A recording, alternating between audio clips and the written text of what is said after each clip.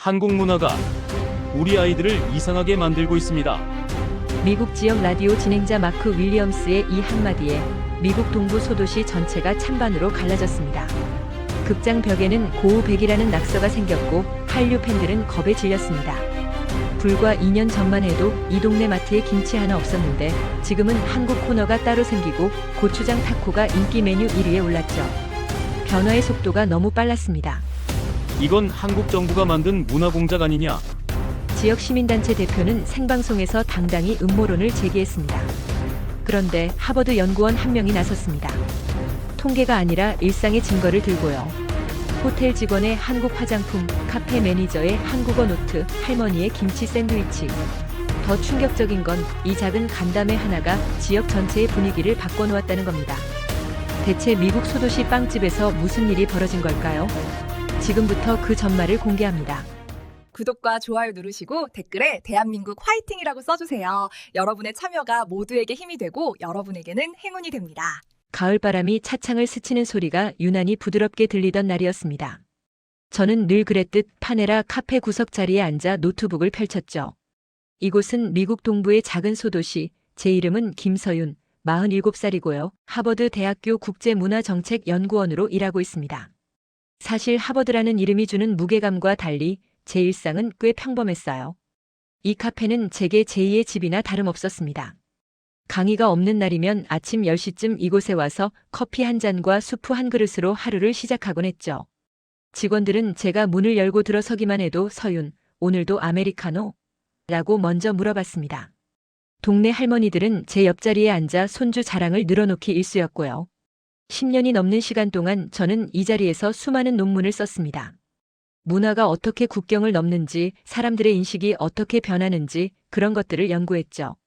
노트북 화면에는 오늘도 어김없이 문화 확산, 혐오 리스크, 정책 제한 같은 단어들이 빼곡했어요. 겉으로는 평온해 보였지만 사실 요즘 제 마음은 꽤 무거웠습니다. 최근 들어 온라인에서 아시아 문화 피로감이라는 말이 자주 보이기 시작했거든요.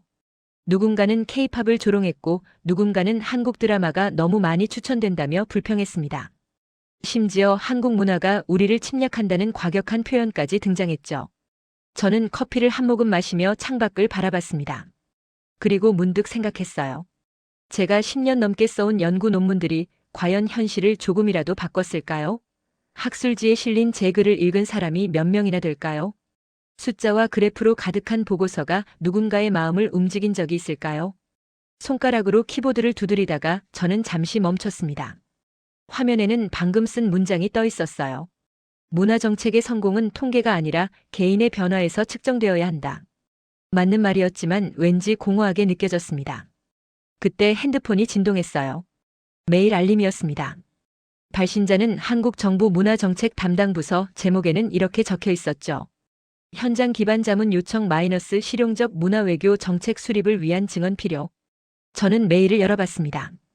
본문에는 새 정부 출범 이후 문화외교를 실용적 의제로 재정비한다는 내용이 담겨 있었어요. 그리고 이런 문장이 있었습니다. 현장감 있는 증언이 필요합니다. 통계와 이론이 아닌 실제 생활 속에서 한류가 어떻게 작동하고 있는지 알려주십시오. 저는 화면을 잠시 응시했습니다. 현장이라는 단어가 묘하게 마음에 걸렸어요. 저는 지금 현장에 있는 걸까요? 이 작은 도시의 빵집이 과연 현장이 될 수 있을까요? 창밖으로 평범한 거리가 보였습니다. 사람들은 커피를 들고 걸었고 차들은 천천히 지나갔습니다. 주차장에서는 엄마가 아이의 손을 잡고 걸어가고 있었죠. 아무 일도 일어나지 않을 것 같은 조용한 오후였습니다. 저는 노트북을 덮으며 한숨을 내쉬었어요. 그리고 가방을 정리하기 시작했습니다. 바로 그때였습니다. 카운터 쪽에서 익숙한 목소리가 들려왔죠. 레이첼, 정말이야? 축하해. 카페 직원들의 환호성이 들렸습니다. 저는 고개를 들어 카운터 쪽을 바라봤어요. 매니저인 레이첼 밀러가 얼굴을 붉히며 손을 저었죠. 32살의 레이첼은 이 카페에서 7년째 일하고 있었고 저와는 오랜 친구 사이였습니다. 무슨 일이에요? 제가 카운터로 다가가자 레이첼이 수줍게 웃었어요.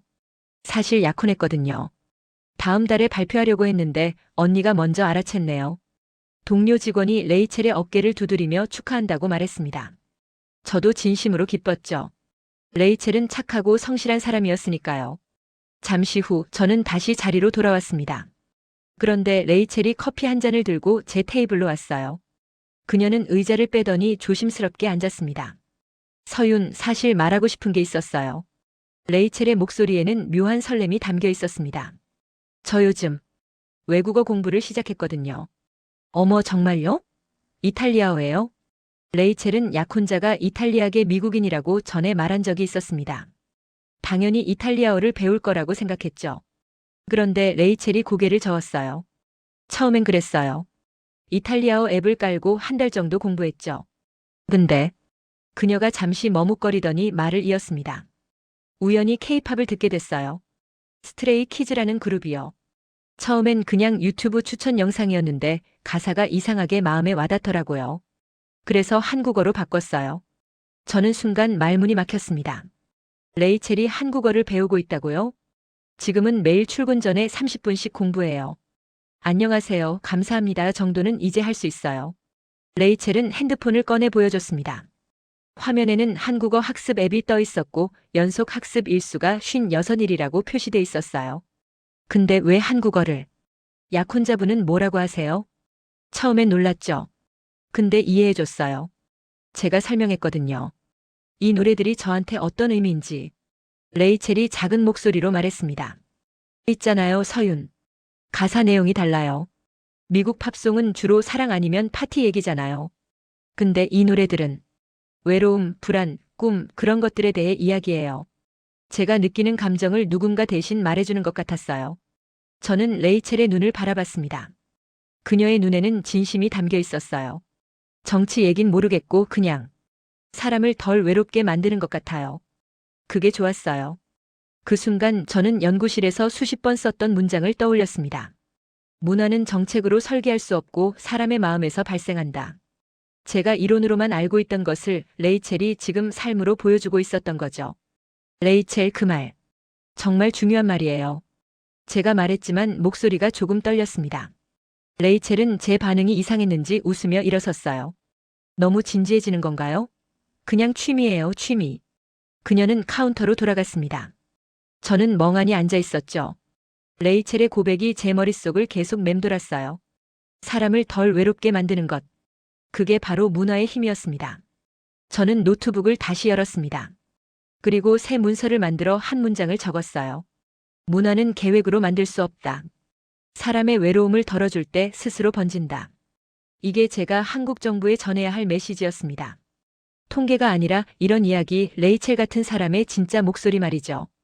그때 메일 알림이 또 울렸습니다. 이번에는 지역 라디오 방송국이었어요. 제목을 보는 순간 저는 미간을 찌푸렸습니다. 토론 프로그램 출연 요청 마이너스 주제 외국 문화붐과 지역 정체성의 충돌. 표현은 점잖았지만 냄새는 거칠었습니다. 저는 이런 종류의 토론이 어떻게 흘러가는지 알고 있었어요. 하지만 이번에는 달라야 했습니다. 메일을 읽고 나서 저는 며칠 동안 고민했습니다. 라디오 토론에 나갈 것인가 말 것인가. 하지만 그 전에 해야 할 일이 있었어요. 한국 정부에서 요청한 현장 증언을 제대로 만들어야 했습니다. 저는 일부러 평소와 다른 동선으로 움직이기 시작했어요. 그저 카페와 연구실을 오가는 게 아니라 이 소도시 곳곳을 다니며 한류의 흔적을 찾아보기로 한 거죠. 첫 번째로 간 곳은 파네라에서 10분 거리에 있는 대형마트였습니다. 이 지역에서 가장 큰 식료품점이었죠. 저는 카트를 끌며 매장을 천천히 돌아다녔어요. 그리고 발견했습니다. 국제식품 코너 한쪽에 코리안이라고 적힌 선반이 따로 마련돼 있었어요. 2년 전만 해도 아시안 푸드라는 이름으로 중국, 일본, 태국 음식이 뒤섞여 있었는데 이제는 한국 코너가 독립적으로 자리 잡은 겁니다. 선반에는 고추장, 된장, 김치는 물론이고 라면도 5종류나 있었어요. 그런데 놀라운 건 따로 있었습니다. 마트 자체 브랜드로 만든 김치가 진열돼 있었거든요. 가격은 $5 99센트, 미국인들도 부담 없이 살 수 있는 가격이었습니다. 그 옆에는 불고기 소스, 비빔장, 심지어 김치 마요네즈까지 늘어서 있었어요. 김치 마요네즈라니 저도 한국에서 본 적 없는 제품이었죠. 저는 사진을 찍고 가격표를 꼼꼼히 기록했습니다. 이게 바로 일상 속 확산이었어요. 화려한 K-팝 콘서트나 영화제가 아니라 평범한 사람들이 장을 보는 마트 선반 위에서 한류가 자리 잡고 있었던 겁니다. 계산대로 가는 길에 한 중년 여성이 김치를 집어들더니 남편으로 보이는 남자에게 물었어요. 이거 지난번에 먹어봤잖아. 괜찮았지? 응, 샌드위치에 넣으니까 좋더라. 저는 그들의 대화를 들으며 미소를 지었습니다. 김치가 이제 이상한 외국 음식이 아니라 지난번에 먹어본 음식이 된 거죠. 마트를 나와 점심을 먹으러 갔습니다. 동네에서 유명한 멕시칸 퓨전 레스토랑이었어요. 미국인 부부가 운영하는 곳이었죠. 메뉴판을 펼치는 순간 저는 또 한 번 놀랐습니다. 고추장 돼지불고기 타코라는 메뉴가 당당히 인기 메뉴 1위에 올라 있었거든요. 가격은 $12, 결코 싸지 않은 가격이었어요. 이 메뉴 언제 생긴 거예요? 주문하면서 웨이터에게 물었습니다. 아, 작년 봄부터요. 처음엔 스페셜 메뉴였는데 반응이 너무 좋아서 정규 메뉴로 올렸어요.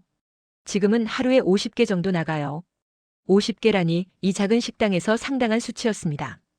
타코가 나왔을 때 저는 한입 베어 물었어요. 고추장의 매콤달콤한 맛과 돼지고기의 풍미가 또띠아와 어우러졌습니다. 맛있었어요. 무엇보다 이게 퓨전이라는 이름으로 자연스럽게 받아들여지고 있다는 게 중요했죠. 식사를 마치고 돌아오는 길에 저는 영화관 앞을 지나갔습니다. 포스터 게시판에 K-팝 콘서트 실황 영화 상영 안내가 붙어 있었어요. 상영 시간은 일주일에 2번, 금요일과 토요일 밤이었습니다. 저는 사진을 찍으면서 생각했습니다. 이 모든 게 유행이 아니라 정착이구나. 한류가 더 이상 특별한 이벤트가 아니라 일상의 선택지 중 하나가 된 거죠. 하지만 집으로 돌아와 지역 커뮤니티 게시판을 확인했을 때 저는 다른 현실과 마주했습니다. K-팝 상영관 때문에 극장이 시끄럽다. 우리 동네가 점점 이상해지고 있다. 한국 음식 냄새 때문에 식당가를 지나기 힘들다. 비난 글들이 여럿 올라와 있었습니다. 좋아요 수도 제법 많았어요. 저는 화면을 보며 깨달았습니다. 확산은 찬사만이 아니라 마찰을 동반한 현실이라는 걸요. 누군가에게는 새로운 선택이 생긴 것이지만 누군가에게는 불편한 변화였던 겁니다. 저는 노트에 질문을 적었습니다. 왜 어떤 사람은 환영하고 어떤 사람은 혐오하는가? 이 질문에 답하려면 저는 라디오 토론의 상대가 누구인지 먼저 알아야 했습니다. 저는 방송국에서 보낸 메일을 다시 열어봤습니다. 그리고 진행자 이름을 확인했죠. 마크 윌리엄스. 저는 그 이름을 검색창에 입력했습니다.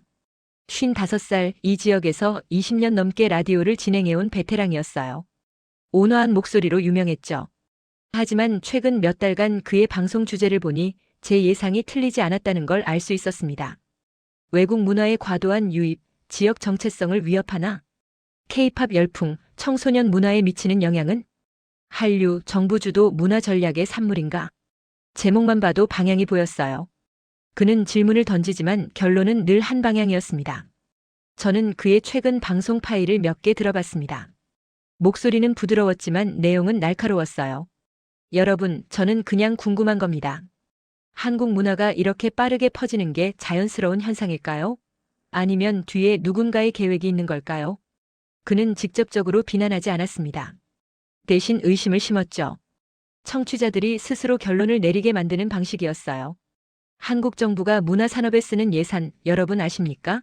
그 돈이 어디로 가는지 우리는 알 권리가 있지 않을까요? 저는 한숨을 내쉬었습니다. 이런 종류의 질문을 어떻게 막아야 할까요? 사실을 말하면 방어적이라고 할 것이고 무시하면 도망쳤다고 할 겁니다. 그때 핸드폰이 울렸어요. 한국 정부 측 담당자였습니다. 서윤 박사님 메일 보셨죠? 현장 상황이 어떤가요? 복잡합니다. 확산은 분명히 일어나고 있는데 동시에 반감도 커지고 있어요. 그렇군요. 실은 그 부분이 중요합니다. 우리가 알고 싶은 건 성공 사례만이 아니에요.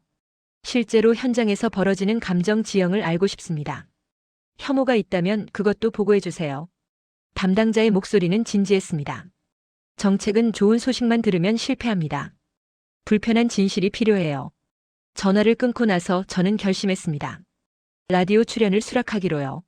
하지만 제 방식대로 하기로 했죠. 논문체가 아니라 레이첼이 말했던 것처럼 카페에서 들은 말과 마트의 가격표 같은 생활의 증거로 말하겠다고요. 저는 출연 수락 메일을 보냈습니다. 그리고 원고를 쓰기 시작했어요. 문화는 계획으로 만들어지지 않습니다. 사람의 외로움을 덜어줄 때 스스로 번집니다. 이 문장을 첫 줄로 시작하기로 했습니다. 며칠 후 저는 출장을 겸해 조금 더 멀리 나가보기로 했어요. 이 소도시만이 아니라 다른 지역도 비슷한지 확인하고 싶었거든요. 그리고 무엇보다 토론 전에 더 많은 증거를 모아야 했습니다. 저는 차에 가방을 싣고 외곽으로 향했습니다. 2시간쯤 운전해서 도착할 수 있는 작은 도시였죠. 거기서 하룻밤 묵으며 주변을 둘러볼 생각이었어요. 해가 지기 시작할 무렵 저는 한적한 외곽의 호텔에 도착했습니다. 체인 호텔이 아니라 개인이 운영하는 작은 숙소였어요. 피곤함이 몰려왔습니다. 긴 운전과 머릿속을 가득 채운 생각들 때문이었죠. 프런트에서 체크인을 하려고 운전면허증을 내밀었습니다. 직원은 젊은 남성이었어요. 28쯤 되어 보였습니다. 그가 제 면허증을 확인하다가 잠시 멈췄어요. 그리고 조심스럽게 물었습니다. 혹시 한국 분이세요? 저는 고개를 끄덕였습니다. 피곤해서 빨리 방에 가고 싶었어요.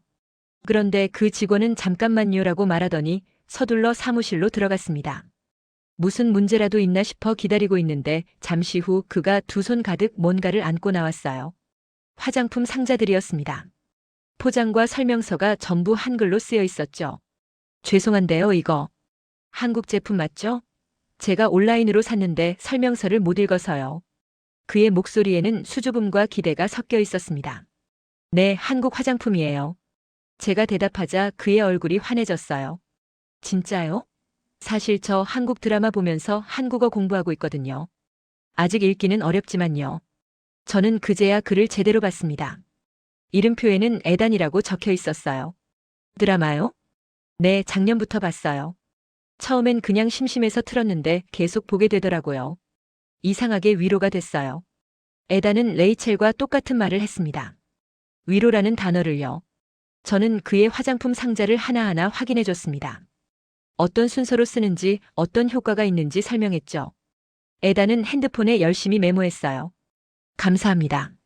언젠가 꼭 한국에 가보고 싶어요. 그가 수줍게 웃으며 말했습니다. 방에 들어가서도 저는 에단의 얼굴을 잊을 수 없었습니다. 한국 드라마가 한국 화장품이 이 작은 호텔의 야간 직원에게까지 닿아 있었던 거예요. 저는 노트북을 열어 오늘 본 것들을 정리했습니다. 마트의 김치, 식당의 타코, 영화관의 포스터, 그리고 에단의 화장품. 이게 바로 현장이었습니다. 하지만 동시에 제 마음 한편에는 불안감이 자리 잡고 있었어요. 저는 이민자로서 오랫동안 튀지 않는 법을 배워왔습니다. 조용히 살고 문제 만들지 않고 눈에 띄지 않는 것. 그게 안전한 삶이었죠. 과거에는 아시아인을 향한 농담이 일상적이었어요. 눈이 작네, 영어 발음이 웃기네, 그런 말들이요. 그때마다 저는 억지로 웃어넘기곤 했습니다. 화를 내면 예민하다는 소리를 들었고 설명하려 하면 농담인데 왜 그래라는 반응이 돌아왔죠. 하지만 지금은 달랐습니다. 한류는 저를 보이지 않던 사람에서 표적이 될 수 있는 사람으로 바꿔놓았어요. 마크 같은 사람들은 한국 문화가 퍼지는 걸 위협으로 받아들이고 있었습니다. 라디오 토론에 나가면 저는 그 감정의 관역이 될 겁니다. 댓글창에는 제 얼굴과 이름이 올라갈 거고 누군가는 저를 정부 선전원이라고 부를 거예요. 저는 창밖을 바라봤습니다. 어두운 주차장에 몇 대의 차만 서 있었어요. 고요했습니다. 내가 나서서 바뀌는 게 있을까? 그 질문이 계속 맴돌았습니다. 핸드폰을 들어 한국 측 담당자가 보낸 메일을 다시 읽었어요. 마지막 문장이 눈에 들어왔습니다. 현장의 온도를 모르는 정책은 공허합니다. 저는 한숨을 내쉬었습니다. 레이첼의 얼굴이 떠올랐어요. 에단의 수줍은 미소도요. 그들은 누구에게도 강요받지 않고 스스로 한국 문화를 선택했습니다. 그 선택이 음모라고 불리는 걸 저는 가만히 지켜봐야 할까요? 저는 가방에서 토론 원고를 꺼냈습니다. 그리고 다시 읽기 시작했어요. 문장을 다듬고 표현을 바꿨습니다. 통계 대신 장면을, 이론 대신 사람의 목소리를 담았죠. 새벽 2시가 넘어서야 저는 노트북을 덮었습니다. 결정은 이미 내려진 셈이었어요. 저는 말하기로 했습니다. 조용히 사는 것도 선택이지만 침묵이 만드는 공백은 혐오가 가장 좋아하는 자리니까요. 다음 날 아침 저는 호텔을 나서며 에단에게 작별 인사를 했습니다. 한국어 공부 계속하세요. 잘하고 계세요. 에단이 환하게 웃었어요. 감사합니다. 행운을 빌어요. 저는 차에 시동을 걸었습니다. 그리고 집으로 향했죠. 라디오 토론까지 이제 닷새 남았습니다. 집으로 돌아온 저는 본격적으로 토론 준비에 들어갔습니다. 하지만 뭔가 부족하다는 느낌이 들었어요. 에단의 이야기는 강력했지만 혼자만의 경험으로는 약했습니다. 저는 다시 파네라로 갔습니다. 이곳이 제게는 가장 편한 공간이었으니까요. 레이첼이 저를 보자마자 손을 흔들었어요. 그녀는 카운터에서 주문을 받다가도 틈틈이 한국어 앱을 들여다보곤 했습니다. 서윤, 오늘 배운 거 있어요. 고맙습니다랑 미안합니다요. 그녀가 조심스럽게 발음했습니다. 완벽하지는 않았지만 진심이 느껴졌어요. 잘했어요, 레이첼. 제가 웃으며 말하자 레이첼도 환하게 웃었습니다. 있잖아요, 서윤. 제가 한국어 배운다고 하니까 손님들 반응이 재밌어요.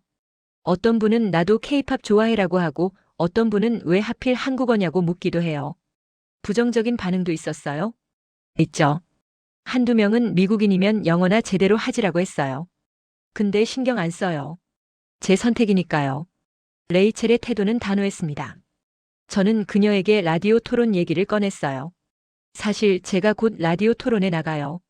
한류에 대한 주제인데. 레이첼의 표정이 진지해졌습니다. 마크 윌리엄스 프로그램이죠? 저도 가끔 들어요. 솔직히 말하면 그 사람 좀 불편해요. 어떤 점이요? 질문하는 척하면서 사람들을 유도하잖아요. 이게 정말 자연스러울까요? 라고 물으면서 사실은 이건 이상해라고 말하는 거죠. 레이첼은 정확히 파악하고 있었습니다. 서윤이 나가면 좋겠어요. 누군가는 제대로 된 이야기를 해줘야 하니까요. 그녀의 격려가 힘이 됐습니다. 그날 오후 저는 카페에서 작업을 하다가 옆 테이블의 대화를 엿듣게 됐어요. 두 명의 고등학생이 앉아 있었습니다. 야, 이 가사 무슨 뜻이야? 잠깐 번역 앱 돌려볼게. 그들은 케이팝 가사를 번역하며 웃고 있었어요. 한국어 단어의 의미를 찾아가며 즐거워하는 모습이었죠. 저는 문득 깨달았습니다. 한류는 단순히 음악이나 드라마가 아니었어요. 이건 언어를 배우고 문화를 이해하려는 시도로 이어지고 있었습니다. 그날 저녁 저는 동네 슈퍼마켓에 또 갔습니다. 이번에는 한국 코너가 아니라 전체 매장을 둘러봤어요. 빵 코너에 김치 크림치즈가 있었고 소스 코너에는 코리안 바비큐 소스가 있었습니다. 냉동식품 코너에는 만두가 세 종류나 진열돼 있었죠. 계산하는 줄에서 앞사람이 김치를 카트에 담고 있었어요. 할머니였습니다. 저보다 나이가 많아 보였죠. 맛있어요? 제가 조심스럽게 물었습니다. 할머니가 저를 보며 웃었어요. 손녀가 사오래서요. 먹어보니 묘하게 그립더라고요. 옛날에 먹던 피클 맛 같기도 하고. 그 말이 인상적이었습니다. 묘하게 그립다는 표현이요. 김치가 이 할머니에게는 완전히 낯선 게 아니라 어딘가 익숙한 맛으로 다가온 거였어요. 집으로 돌아와서 저는 오늘 모은 이야기들을 정리했습니다.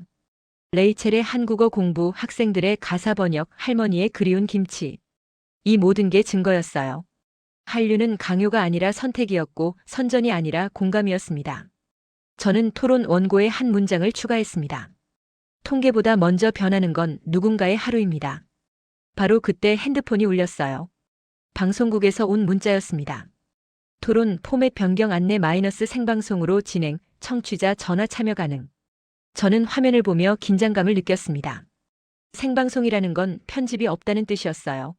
다음 날 아침 저는 레이첼에게 에단의 이야기를 들려줬습니다.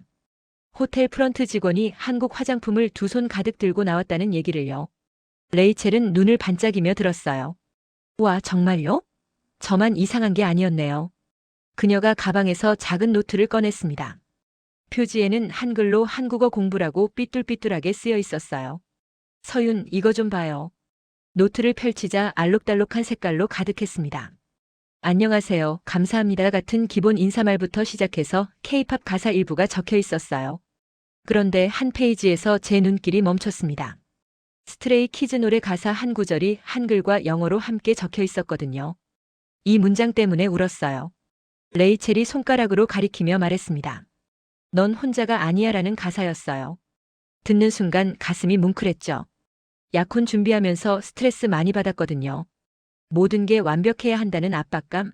그런 거요. 레이첼의 목소리가 잠시 떨렸습니다. 그 노래를 들으면서 누군가 제 마음을 알아준다는 느낌을 받았어요. 가수가 한국인이든 미국인이든 상관없었어요. 그냥 위로였어요. 저는 레이첼의 노트를 조심스럽게 넘겨봤습니다. 단순히 언어를 배우는 게 아니었어요. 그녀는 문화를 이해하려 하고 있었습니다. 레이첼, 이거 사진 찍어도 될까요? 토론 준비에 도움이 될 것 같아요. 물론이죠. 얼마든지요. 저는 노트의 몇 페이지를 사진으로 찍었습니다. 이게 바로 진짜 증거였어요. 숫자나 통계가 아니라 한 사람의 진심이 담긴 손글씨 말이죠. 오후쯤 되자 카페에 동네 할머니 한 분이 들어오셨어요. 마사 존슨이었습니다.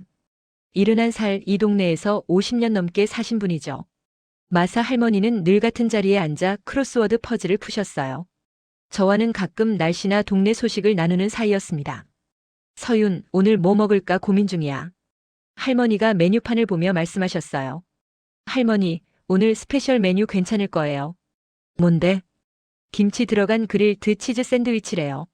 마사 할머니가 눈을 크게 뜨셨습니다. 김치? 그 매운 채소? 네, 근데 치즈랑 같이 먹으면 맛있대요. 할머니는 잠시 망설이시다가 주문하셨어요. 음식이 나왔을 때 저는 옆에서 할머니의 반응을 살짝 지켜봤습니다. 할머니는 조심스럽게 한 입 베어 물었어요. 표정이 묘하게 변했습니다. 이게 뭐지? 어때요? 이상한데 나쁘지 않아. 아니, 사실 좀 맛있네. 할머니가 한 입 더 드셨어요. 묘하게 그립다는 느낌이 들어. 옛날에 먹던 피클 같기도 하고. 저는 마트에서 만났던 할머니의 말을 떠올렸습니다. 묘하게 그립다는 표현이 또 나왔어요. 할머니, 한류 어떻게 생각하세요? 제가 조심스럽게 물었습니다. 한류? 그게 뭔데? 케이팝, 한국 드라마 이런 거요. 아, 요즘 애들이 좋아한다는 그거? 글쎄 잘 모르겠어. 근데 이 김치는 맛있네. 할머니는 솔직했습니다. 한류라는 단어는 모르지만 김치는 받아들이고 계셨어요. 저는 레이첼에게로 돌아갔습니다. 레이첼, 손님들이 한국 문화에 대해 어떻게 반응해요? 다양해요.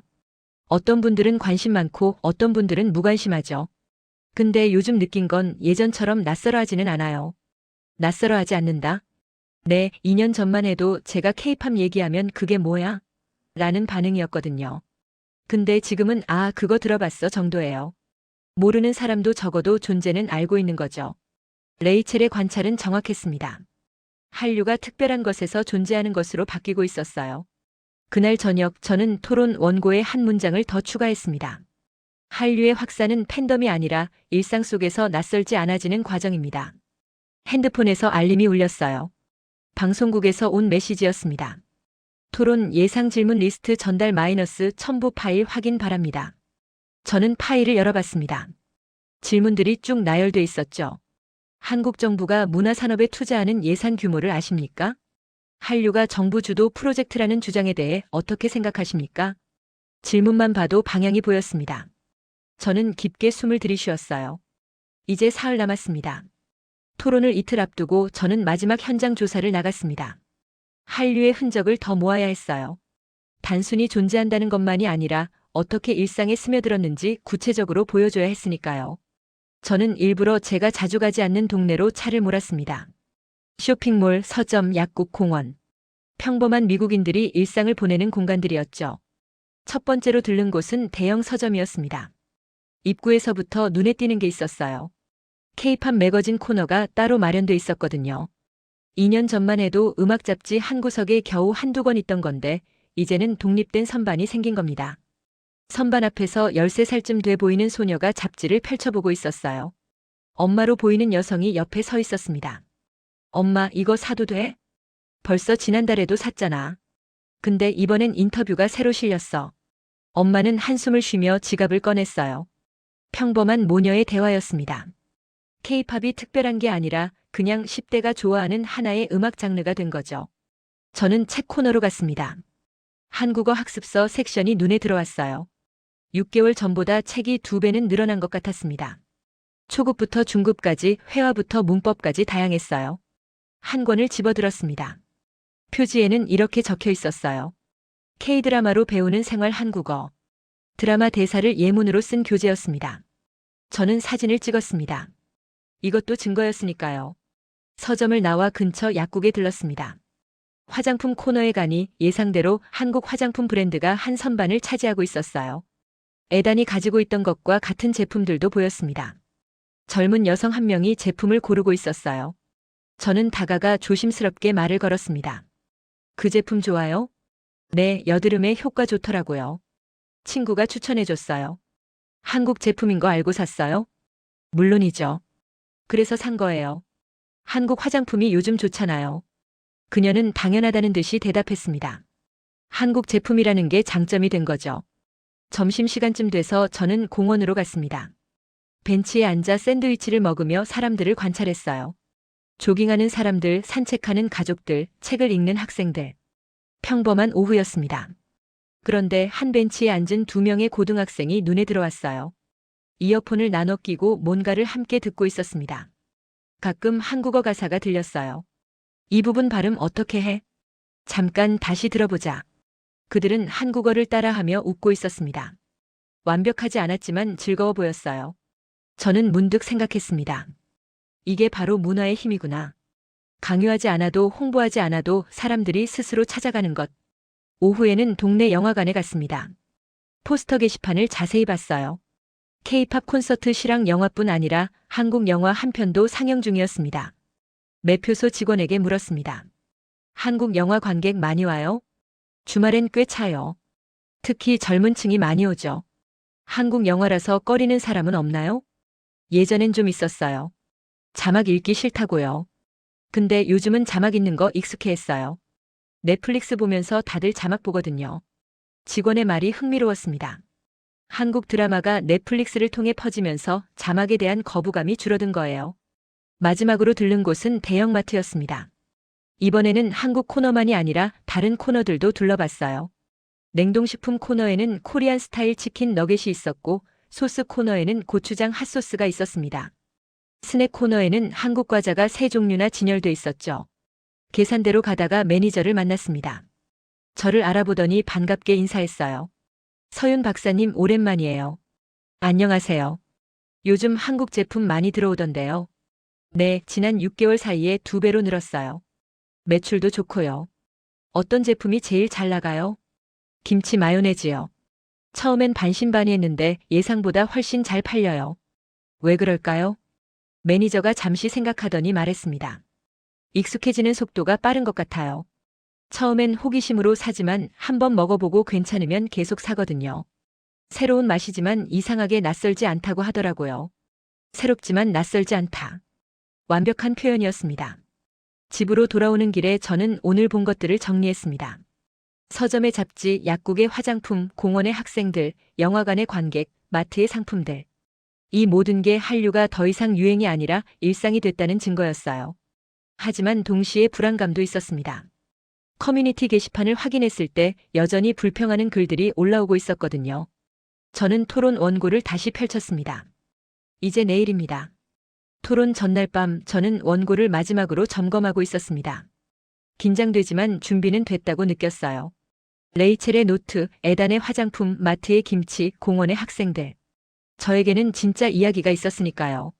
그런데 밤 11시쯤 핸드폰이 요란하게 울렸습니다. 레이첼이었어요. 서윤, 큰일 났어요. 레이첼의 목소리가 떨리고 있었습니다. 무슨 일이에요? 지역 커뮤니티 그룹 봤어요? 극장에 낙서가 생겼대요. 저는 서둘러 컴퓨터를 켰습니다. 커뮤니티 페이지에 들어가자 최신 글이 올라와 있었어요. 사진이 첨부돼 있었습니다. 극장 외벽에 빨간 스프레이로 큼지막하게 쓰여 있었죠. 고우백. 그 밑에는 더 심한 욕설도 있었습니다. K-팝 포스터가 찍혀 있는 사진도 있었어요. 댓글창이 난리였습니다. 이건 너무 심한 거 아니야? 하지만 극장이 K-팝 상영을 너무 많이 한 것도 사실이잖아. 문화의 자유를 존중해야지. 우리 동네가 점점 이상해지고 있어. 찬반 의견이 격하게 부딪히고 있었습니다. 저는 손이 떨렸어요. 이건 단순한 말싸움이 아니었습니다. 누군가의 혐오가 실제 공간에 흔적을 남긴 거였죠. 다음 날 아침 상황은 더 악화됐습니다. 마크 윌리엄스가 아침 방송에서 이 사건을 다뤘거든요. 여러분, 어젯밤 우리 동네 극장에서 일어난 사건 들으셨죠? 저는 낙서를 지지하지 않습니다. 절대로요. 하지만 그가 잠시 멈췄습니다. 하지만 우리는 질문해야 합니다. 왜 이런 일이 일어났을까요? 우리 지역 사회가 분열되고 있다는 신호가 아닐까요? 마크는 교묘했습니다. 낙서를 비난하는 척하면서 사실은 외국 문화 때문에 지역이 분열됐다는 프레임을 씌우고 있었어요. 오늘 저녁 생방송 토론에서 이 문제를 깊이 다루겠습니다. 여러분의 목소리를 들려주세요. 방송이 끝나자 저는 레이첼에게 전화를 걸었습니다. 레이첼 괜찮아요? 서윤. 사실 무서워요. 극장 근처에 사는데 밤에 혼자 걷기가 겁나요. 레이첼의 목소리에는 두려움이 가득했습니다. 카페 직원들한테도 조심하라고 했어요.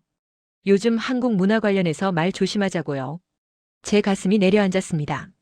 레이첼이 위축되고 있었어요. 레이첼, 제 잘못이에요. 제가 토론에 나가기로 해서. 아니에요, 서윤. 이건 서윤 잘못이 아니에요. 하지만 저는 죄책감을 느꼈습니다. 점심쯤 파네라에 갔을 때 분위기가 달라져 있었어요. 마사 할머니가 평소보다 일찍 오셨더니 조용히 앉아 계셨습니다. 할머니, 괜찮으세요? 서윤, 어젯밤 일 들었어? 네, 들었어요.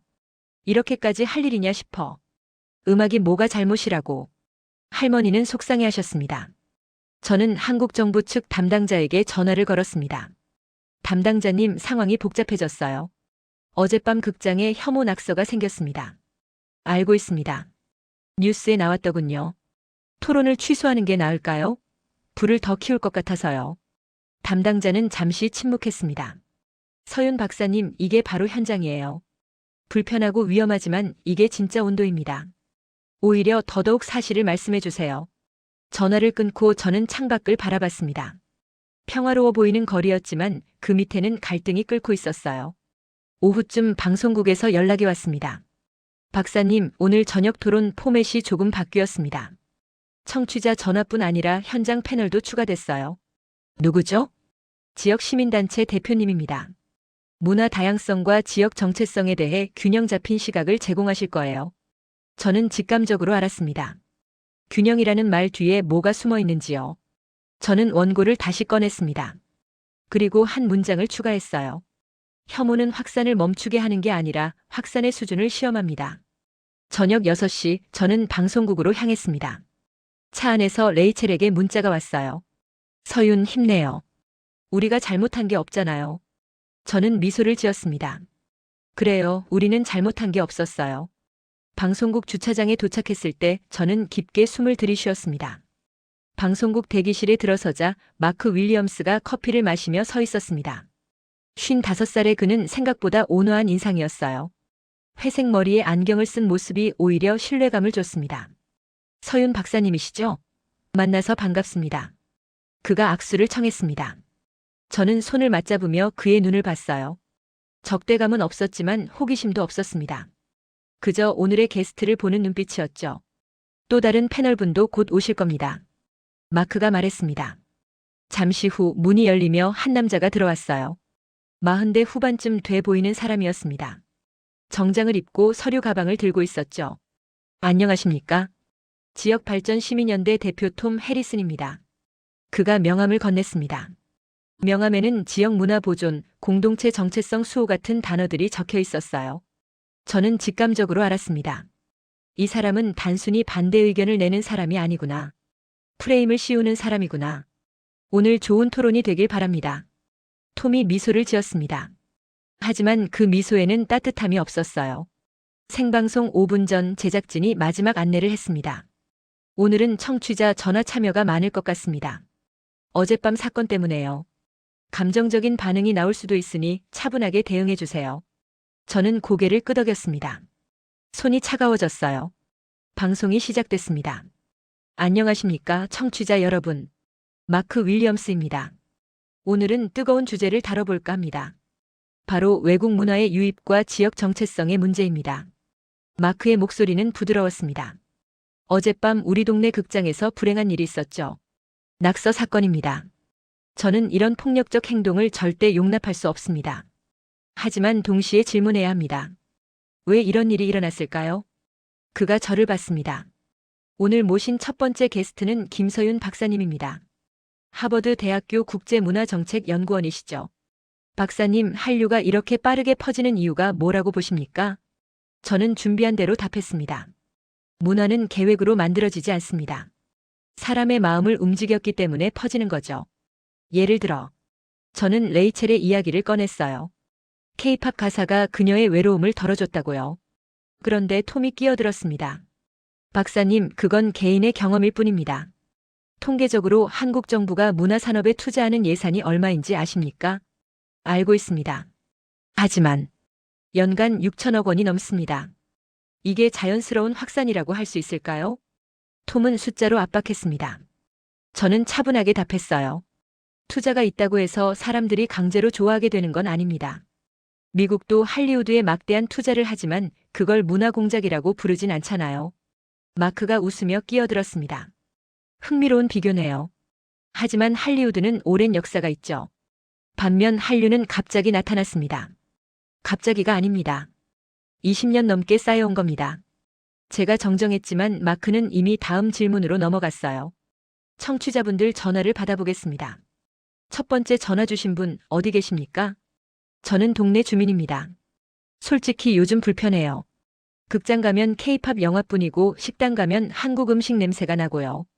청취자의 목소리에는 짜증이 섞여 있었습니다. 그게 우리 동네 정체성을 해치는 거 아닙니까? 톰이 바로 답했습니다. 중요한 지적입니다. 문화 다양성도 좋지만 지역 고유의 정체성을 지키는 것도 필요하죠. 저는 반박했습니다. 정체성은 고정된 게 아닙니다. 미국 자체가 다양한 문화가 섞여 만들어진 나라잖아요. 이탈리아 음식, 중국 음식, 멕시코 음식이 미국 정체성을 해쳤나요? 그건 다릅니다. 톰이 단호하게 말했습니다. 그 음식들은 오랜 시간에 걸쳐 자연스럽게 흡수됐어요. 하지만 한류는 너무 급격합니다. 사람들이 적응할 시간이 없어요. 저는 답하려 했지만 마크가 또 다른 전화를 받았습니다. 두 번째 전화 주신 분 말씀해 주세요. 저는 K-팝 팬입니다. 낙서한 사람들이 잘못이지 왜 우리를 공격하는 거예요? 청취자의 목소리는 어렸습니다. 16쯤 돼 보였어요. 톰이 부드럽게 답했습니다. 아무도 당신을 공격하지 않습니다. 다만 균형이 필요하다는 겁니다. 균형이요? 네, 여러 문화가 공존하려면 어느 한쪽이 너무 커지면 안 되죠. 저는 참을 수 없었습니다. 그건 틀린 말입니다. 문화는 파이가 아니에요. 누군가 더 가지면 다른 사람이 줄어드는 게 아닙니다. 하지만 제 목소리는 다른 목소리들에 묻혔어요. 댓글창에는 악플이 쏟아지기 시작했습니다. 정부 돈 받고 나온 거 아냐? 한국인이니까 편들지. 제작진이 보여주는 모니터에 댓글들이 떴습니다. 저는 손이 떨렸어요. 마크가 마지막 질문을 던졌습니다. 박사님, 솔직히 말씀해 주세요. 한류가 우리 지역에 무슨 도움이 됩니까? 그 순간 저는 말문이 막혔습니다. 저는 깊게 숨을 들이쉬고 대답했습니다. 도움이라는 게 꼭 경제적 이익을 의미하는 건 아닙니다. 호텔 직원이 한국 드라마를 보며 외로움을 덜었다면, 카페 매니저가 K-팝 가사에서 위로를 받았다면 그게 도움 아닐까요? 마크가 고개를 저었습니다. 감정적 위로는 개인의 문제입니다. 우리는 공동체를 이야기하고 있어요. 톰이 덧붙였습니다. 결국 문화는 취향입니다. 그리고 취향을 강요하는 건 폭력이죠. 저는 반박하려 했지만 마크가 방송을 정리하기 시작했어요. 오늘 좋은 토론이었습니다. 여러분께서 스스로 판단하시길 바랍니다. 감사합니다. 방송이 끝났습니다. 저는 대기실로 돌아와 물을 마셨어요. 손이 계속 떨렸습니다. 제대로 말했나? 제 주장이 전달됐나? 확신이 없었어요. 집으로 돌아오는 차 안에서 핸드폰이 계속 울렸습니다. 문자와 메일이 쏟아졌죠. 대부분은 낯선 사람들이었어요. 당신 같은 사람들이 미국을 망친다. 한국으로 돌아가라. 노골적인 혐오였습니다. 하지만 반대 메시지도 있었어요. 응원합니다. 좋은 말씀 감사합니다. 제 딸도 K-팝 좋아해요. 나쁜 게 아닌데 왜 공격받아야 하죠? 저는 복잡한 감정이 들었습니다. 집에 도착해 소파에 앉았을 때 레이첼에게서 문자가 왔어요. 서윤, 오늘 방송 들었어요. 저는 전화를 걸었습니다. 레이첼, 제가 제대로 말한 것 같지 않아요. 아니에요, 잘했어요. 근데 레이첼의 목소리가 떨렸습니다. 오늘 카페에서 손님 한 분이 저한테 그랬어요. 너도 선전원이냐고. 제 가슴이 철렁 내려앉았습니다. 레이첼, 괜찮아요. 그냥 무시했어요. 근데 좀 무서웠어요. 전화를 끊고 나서 저는 죄책감에 눌렸습니다. 제가 나선 대가를 레이첼이 먼저 맡고 있었어요.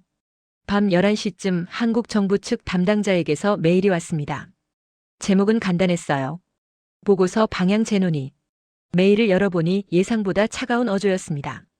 서윤 박사님, 오늘 방송 잘 들었습니다. 다만 현장의 갈등이 예상보다 크다는 점을 인지했습니다. 보고서 작성 시 신중한 접근이 필요할 것 같습니다. 추후 논의 후 방향을 재조정하겠습니다. 저는 화면을 멍하니 바라봤습니다. 신중한 접근, 방향 재조정. 이 단어들의 의미는 명확했어요. 불편한 진실은 부담스럽다는 거였죠. 저는 의자의 기대 천장을 바라봤습니다. 제가 한 일이 오히려 사람들을 다치게 한 건 아닐까?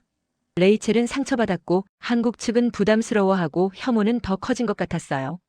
핸드폰을 내려놓고 노트북을 열었습니다. 커뮤니티 게시판에는 오늘 방송에 대한 글들이 올라와 있었어요.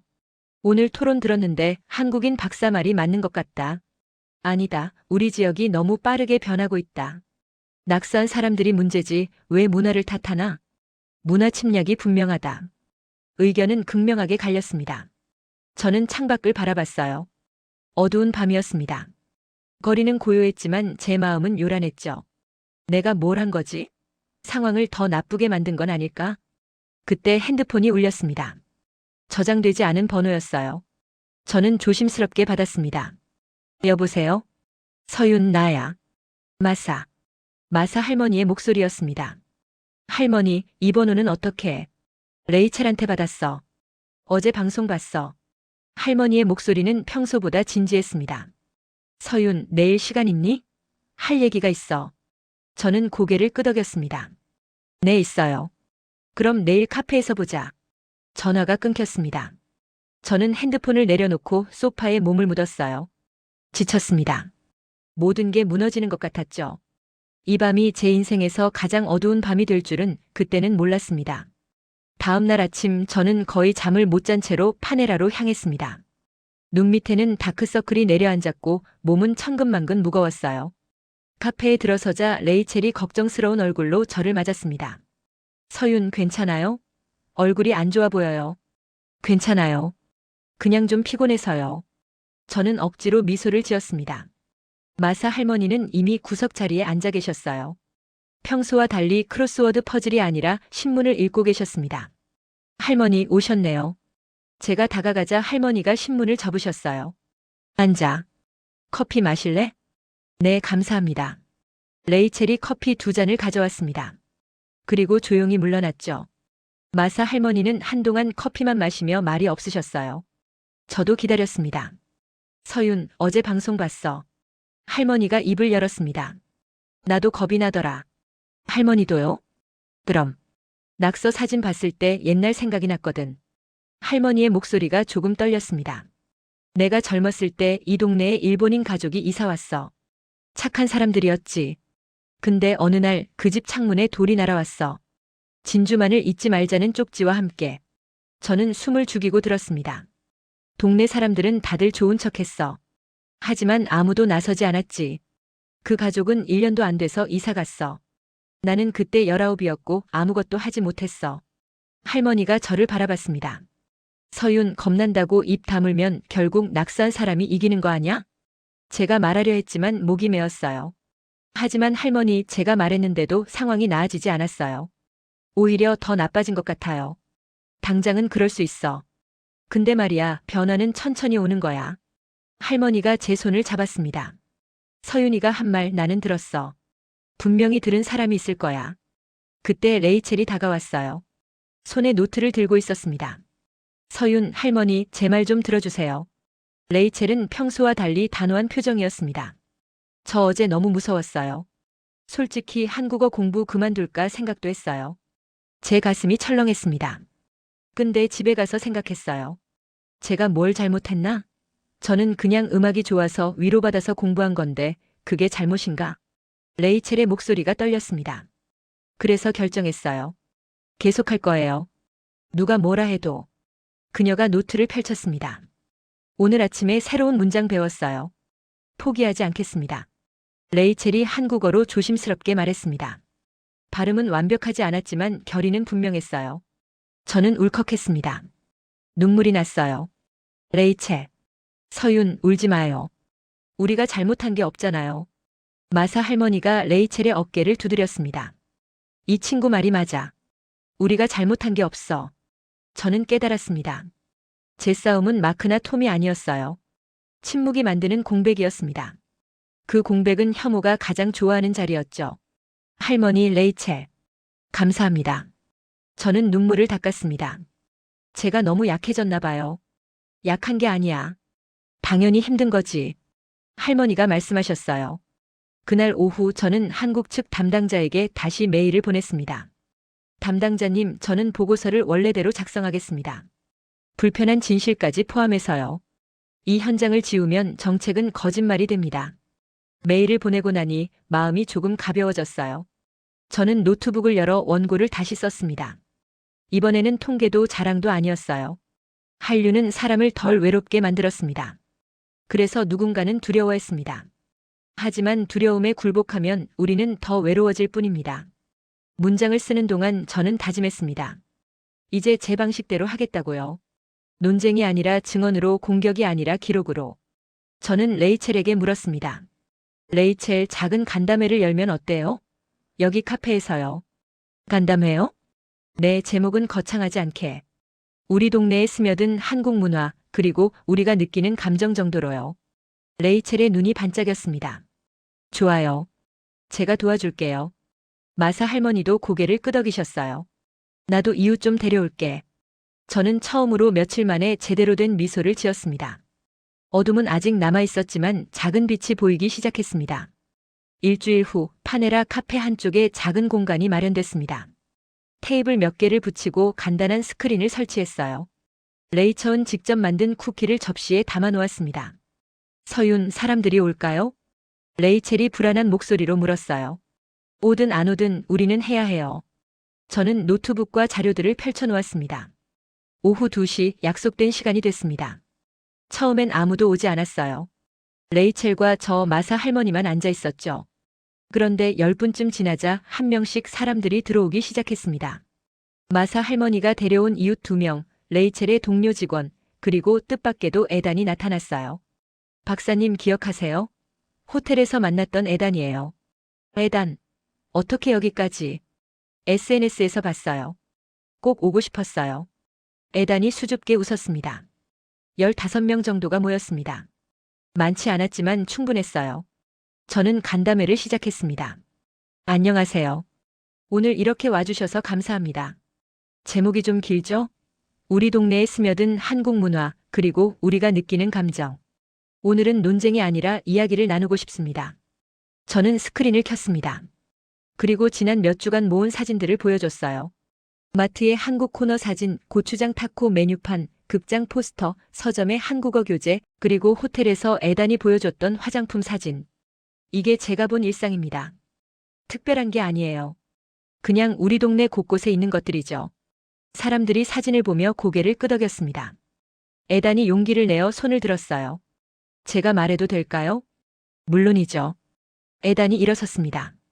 저는 작년에 한국 드라마를 처음 봤어요. 우연히 넷플릭스 추천으로 나온 거였는데 보다가 울었어요. 그의 목소리가 떨렸습니다. 왜냐하면 제가 그 이야기 속 주인공과 똑같이 외로웠거든요. 저는 호텔 야간 직원이에요. 사람들은 체크인하고 방으로 가버리죠. 제게 인사하는 사람도 거의 없어요. 에단이 잠시 멈췄습니다. 근데 그 드라마에서 주인공이 말했어요. 넌 혼자가 아니야라고. 그 말이 저한테는 위로였어요. 한국 사람이 한 말이든 미국 사람이 한 말이든 그게 중요한 게 아니에요. 그냥 제가 덜 혼자라는 느낌을 받았어요. 몇몇 사람들이 고개를 끄덕였습니다. 레이첼도 손을 들었어요. 저도 비슷해요.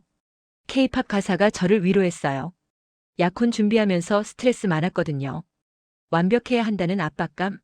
그런 게 있었어요. 근데 음악을 들으면서 마음이 편해졌어요. 마사 할머니의 이웃 중 한 분이 말씀하셨습니다. 저는 솔직히 K-팝 뭔지 잘 모릅니다. 근데 손녀가 좋아해요. 그 애가 음악 듣고 춤추는 걸 보면 행복해 보여요. 그럼 된 거 아닌가요? 사람들이 웃었습니다. 그때 카페 문이 열리며 누군가 들어왔어요. 마크 윌리엄스였습니다. 그는 작은 카메라를 들고 있었어요. 분위기가 순간 얼어붙었습니다. 실례합니다. 방송 자료로 좀 찍어도 될까요? 마크가 물었습니다. 저는 잠시 망설였지만 고개를 끄덕였어요. 촬영하셔도 됩니다. 숨길 게 없으니까요. 마크는 구석에 서서 촬영을 시작했습니다. 저는 간담회를 이어갔어요. 혹시 불편하신 분 계신가요? 한국 문화가 너무 많이 들어오는 게 부담스럽다고 느끼시는 분? 한 중년 남성이 조심스럽게 손을 들었습니다. 솔직히 좀 그래요. 변화가 너무 빠른 것 같아요. 적응할 시간이 없다고 할까요? 감사합니다. 솔직하게 말씀해 주셔서요. 저는 그를 바라봤습니다. 변화가 빠르다고 느끼시는 게 당연합니다. 하지만 질문 하나 드릴게요. 이탈리아 음식이 미국에 들어왔을 때, 멕시코 음식이 들어왔을 때도 빨랐을 거예요. 지금은 익숙하지만요. 남성이 잠시 생각하더니 고개를 끄덕였습니다. 그건 맞는 말이네요. 간담회는 1시간 반 동안 이어졌습니다. 논쟁은 없었어요. 대신 조용한 이야기들이 오갔습니다. 마크는 끝까지 촬영했지만 한마디도 하지 않았어요. 간담회가 끝나고 사람들이 하나둘 자리를 뜰 때 마크가 저에게 다가왔습니다. 박사님, 잠깐 얘기할 수 있을까요? 저는 고개를 끄덕였습니다. 오늘 보니까 제가 놓친 게 있는 것 같네요. 마크가 조용히 말했습니다. 뭘 놓치셨는데요? 사람들이요. 저는 문제만 봤는데 사람들은 이야기를 원했던 것 같아요. 마크가 카메라를 내려놓았습니다. 다음 방송에서 오늘 영상 일부를 내보내도 될까요? 저는 잠시 그를 바라봤습니다. 좋습니다. 있는 그대로 보여주세요. 마크가 고개를 끄덕이고 나갔습니다. 레이첼이 다가왔어요. 서윤, 우리가 해냈어요. 아직 끝난 게 아니에요. 하지만 시작은 했죠. 저는 미소를 지었습니다. 석 달이 흘렀습니다. 가을이 깊어진 어느 수요일 오후 저는 여전히 같은 자리에 앉아 있었어요. 파네라 카페 구석, 제가 10년 넘게 차지해온 그 자리였습니다. 하지만 뭔가 달랐습니다. 레이첼이 카운터에서 손님을 맞으며 한국어로 인사했어요. 안녕하세요. 발음은 여전히 완벽하지 않았지만 이제는 자연스러웠습니다. 손님도 웃으며 고개를 끄덕였죠. 한국어 하시네요? 조금요. 배우고 있어요. 레이첼이 자랑스럽게 말했습니다. 옆 테이블에는 2명의 고등학생이 앉아 있었어요. 이어폰을 나눠 끼고 뭔가를 듣고 있었습니다. 가끔 한국어 가사를 따라 부르며 발음을 교정하고 있었죠. 여기 사랑이 맞아? 응, 근데 받침 발음이 어려워. 그들은 웃으며 계속 연습했습니다. 마사 할머니가 들어오셨어요. 손에는 김치 마요네즈가 발린 샌드위치가 들려 있었습니다. 서윤, 오늘도 여기 있네. 할머니, 요즘 샌드위치 자주 드시네요. 이게 묘하게 중독성 있어. 처음엔 이상했는데 이제는 이게 없으면 허전하더라고. 할머니가 자리에 앉으시며 웃었습니다. 벽면 공지판에는 여러 포스터가 붙어 있었어요. 한국어 스몰 토크 모임은 이제 정기적으로 열리고 있었고 참가자도 15명으로 늘었습니다. 그 옆에는 새로운 공지도 있었어요. K-팝 댄스 워크숍 마이너스 매월 첫째 토요일 커뮤니티 센터에서. 저는 미소를 지었습니다. 조용하지만 분명한 변화였어요. 제 노트북 화면에는 한국에서 온 메일이 떠 있었습니다. 서윤 박사님의 보고서를 바탕으로 지역 기반 문화 공존 프로그램 시범 사업을 시작합니다. 박사님께서 제안하신 3가지 정책이 모두 반영됐습니다. 저는 뿌듯했습니다. 제 목소리가 레이첼과 에단과 마사 할머니의 이야기가 실제 정책으로 이어진 거였죠. 오후 6시쯤 에단이 카페에 들어왔습니다. 그는 이제 이곳 단골이 됐어요. 서윤 박사님 안녕하세요. 에단 어서 와요. 오늘 휴무예요? 네, 오늘은 한국어 모임 참석하러 왔어요. 에단이 가방에서 노트를 꺼냈습니다.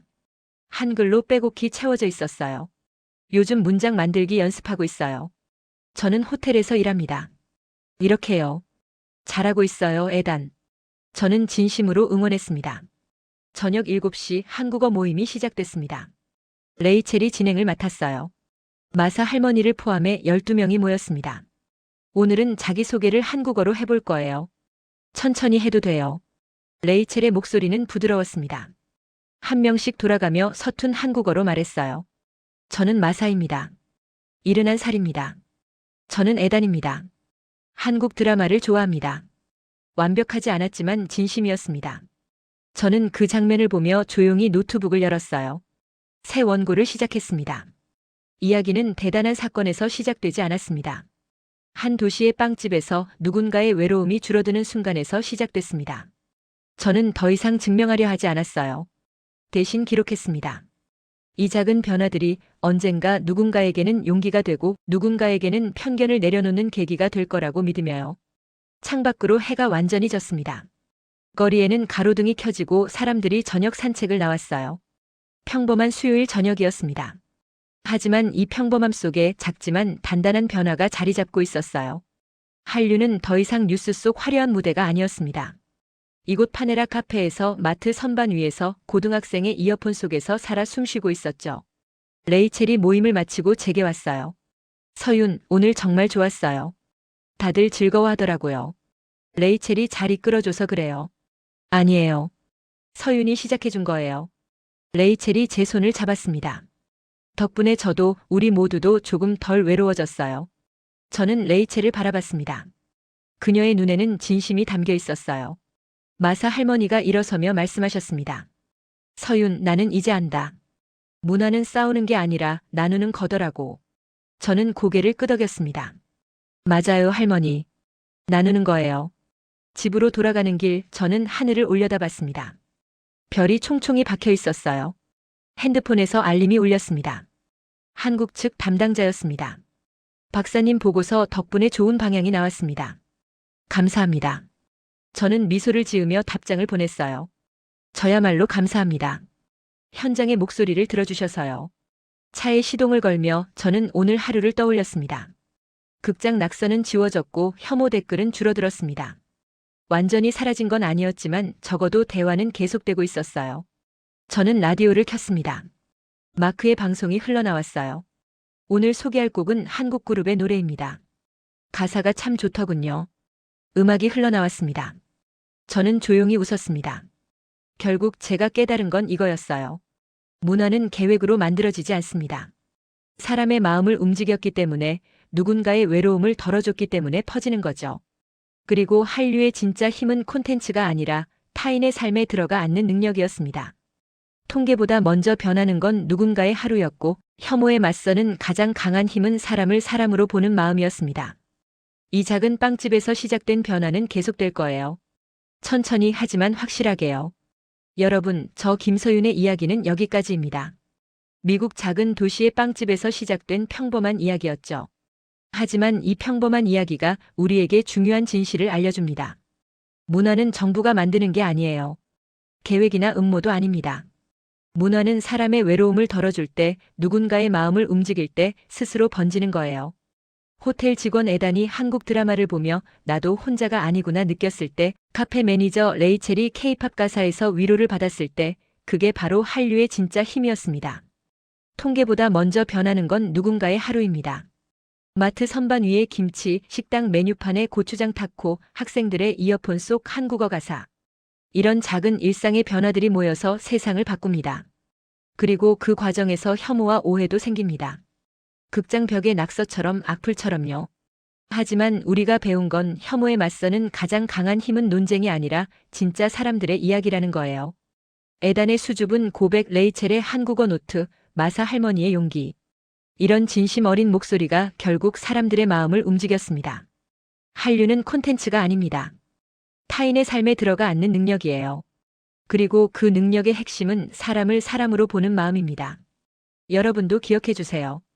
세상을 바꾸는 건 거창한 사건이 아니라 누군가의 하루를 조금 덜 외롭게 만드는 작은 선택이라는 걸요. 그리고 그 선택은 지금 여러분이 있는 곳에서도 시작될 수 있습니다. 이 이야기가 여러분의 마음에 작은 울림이 되었기를 바랍니다. 구독과 좋아요는 이런 이야기를 계속 전하는 데 큰 힘이 됩니다. 여러분의 생각도 댓글로 나눠주세요. 감사합니다.